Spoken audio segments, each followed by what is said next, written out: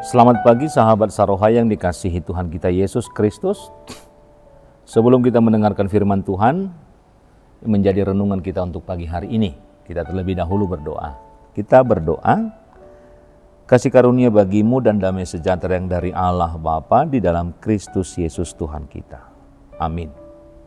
Sahabat Saroha yang dikasihi Tuhan kita, firman Tuhan yang menjadi nats renungan kita untuk pagi hari ini tertulis di dalam Yesaya pasal yang ke-11, ayat yang ke-7 sampai ayat yang ke-8. Demikian firman Tuhan.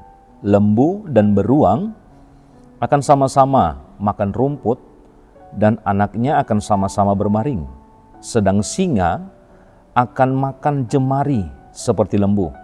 Anak yang menyusu akan bermain-main dekat tiang ular, tedung, dan anak yang cerai susu akan mengulurkan tangannya ke sarang ular beludak. Demikian firman Tuhan. Sahabat Saroha yang dikasihi Tuhan kita, ayat ini merupakan lukisan. Ayat ini merupakan atau melukiskan gambaran yang sangat indah dan menakjubkan tentang kerajaan Mesias yang akan datang. Di mana sebuah zaman keemasan yang penuh dengan damai sejahtera. Yesaya di sini menggunakan metafora hewan-hewan buas dan berbahaya yang hidup berdampingan dengan hewan jinak dan manusia dalam harmoni yang sempurna. Hal yang pertama yang mau kita lihat di dalam nats kita adalah perubahan konflik menjadi sebuah harmoni. Singa adalah pemangsa, lembu, beruang adalah ancaman, dan ular berbisa adalah bahaya mematikan bagi anak-anak. Namun dalam visi Yesaya, semua itu berubah total. Hewan-hewan yang secara alami adalah musuh bebuyutan atau ancaman, kini hidup bersama dalam kedamaian. Singa yang ganas makan jerami seperti lembu, dan bahkan anak kecil bisa bermain di dekat liang ular tanpa memiliki rasa takut. Apa makna metafora ini bagi kehidupan kita? Tentu transformasi hati. Ini menunjukkan transformasi radikal yang akan terjadi bukan hanya pada lingkungan, tetapi juga pada hati dan sifat setiap makhluk hidup, termasuk manusia. Sifat-sifat buas, agresif, egois, dan penuh permusuhan akan digantikan oleh damai, kelemah lembutan, dan juga kasih. Ayat ini juga berbicara tentang berakhirnya segala bentuk permusuhan, baik di antara manusia, adanya perang kebencian, adanya perang ketidakadilan, maupun antara manusia dengan alam. Ini adalah gambaran dari dunia yang dipulihkan secara sepenuhnya oleh kehadiran Kristus. Gambaran anak yang menyusui bermain dekat liang ular, dan demikian juga anak yang cerai susu mengulurkan tangan ke sarang ular beludak, menunjukkan tingkat keamanan yang luar biasa. Tidak ada lagi ancaman, tidak ada lagi rasa takut, bahkan dari makhluk yang paling berbahaya sekalipun. Sehingga dia mampu mengulurkan tangannya dan tidak memiliki rasa takut. Inilah yang menekankan di dalam kehidupan kita tentang perlindungan Tuhan, di mana kehadiran Tuhan membawa perlindungan yang sempurna, di mana tidak ada lagi kejahatan atau bahaya yang dapat melukai. Demikian juga dunia yang Tuhan pulihkan. Maka kita bisa melihat dari visi ini adalah janji akan dunia yang benar-benar dipulihkan ke dalam kondisi yang lebih indah dan lebih baik lagi, di mana harmoni dan kedamaian merajai di dalam seluruh kehidupan atau atas segala-galanya.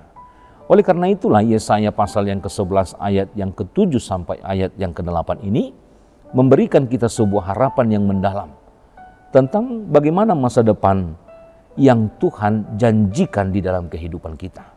Ini adalah gambaran tentang kerajaan damai yang akan didirikan oleh Sang Mesias, Yesus Kristus. Meskipun kita belum hidup sepenuhnya dalam realitas ini sekarang, tetapi ayat ini memanggil kita untuk merindukan dan berdoa untuk kedatangan kerajaan Tuhan, agar damai dan keadilannya bisa memerintah di tengah-tengah dunia ini.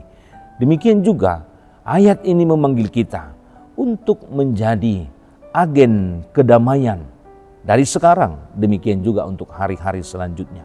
Sebagai pengikut Kristus, maka kita dipanggil untuk mewujudkan damai sejahtera-Nya, baik di dalam diri kita, di tengah-tengah keluarga, di lingkungan kita, sekecil apapun itu, dengan meruntuhkan tembok-tembok permusuhan dan membangun kembali jembatan rekonsiliasi, sehingga diri kita, keluarga kita, dan juga lingkungan kita bisa berdampak hal-hal kebaikan yang mendatangkan damai sejahtera, sukacita di tengah-tengah kehidupan ini.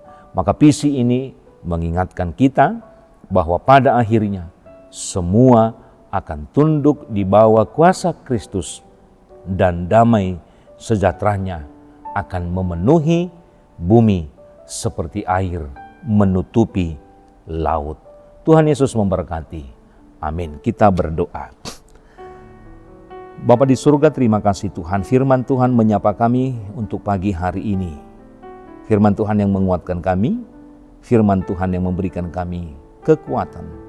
Dan itu juga yang memampukan kami melakukan segala aktivitas kehidupan kami. Tuhan menyertai dalam segala pekerjaan dan juga aktivitas kehidupan kami. Sehingga kami, seperti kehendak Tuhan, kami mampu membawa kehadiran, menghadirkan damai sejahtera, menghancurkan tembok-tembok permusuhan, sehingga kami bisa membawa rekonsiliasi, damai sejahtera di tengah-tengah diri kami, keluarga, demikian juga lingkungan di mana kami boleh berada. Sehingga damai sejahtera anugerah Tuhan boleh hadir di tengah-tengah kehidupan kami dan dimanapun kami bersekutu. Berkati setiap jemaat-Mu dimanapun mereka boleh bekerja dalam segala aktivitas, semua rancangan dalam kehidupan, sehingga Tuhan bisa memberikan itu, sehingga itulah yang menghadirkan damai sejahtera, sukacita, dan memampukan kami melakukan segala aktivitas dan pekerjaan, dan boleh menghasilkan hal yang baik di tengah-tengah kehidupan kami. Jemaat-Mu yang dalam keadaan sakit, kiranya Tuhan menyertai mereka, sehingga mereka dimampukan untuk mendapatkan kesembuhan yang daripada Tuhan, melalui segala proses yang mereka dapatkan, baik dari para medis, baik makanan dan obat yang boleh mereka makan. Itulah rancangan Tuhan, cara Tuhan memberikan mereka kesehatan, sehingga mampu melakukan aktivitas di kemudian hari di dalam kesehatan, kekuatan yang daripada Tuhan. Hapuskan dosa, pelanggaran kami, sehingga kami layak di hadapan Tuhan. Terpujilah nama-Mu hingga selama-lamanya. Amin.